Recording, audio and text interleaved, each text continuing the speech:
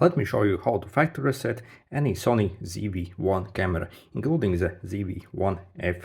So if you want to simply wipe everything on this camera and also reset every setting to the factory state, we're going to need to press this menu button and go to your menu basically. Then navigate to the setup tab here and cycle down once and then cycle to the right till you see your settings reset. It's on page 6 basically, and click this button basically, and then you got two options. If you press the first button, it will only reset the settings. However, if you press the second button, it will also delete all the pretty much like more advanced settings and registered data basically. So this is pretty much a hard reset.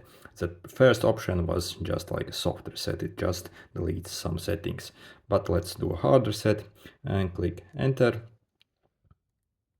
and OK. And so it will turn off itself and then it should reboot and pretty much wipe everything and return to the factory state. As you see, I need to select the language, time and date and everything basically. Okay, and you see you got a brand new camera basically. All right, good luck.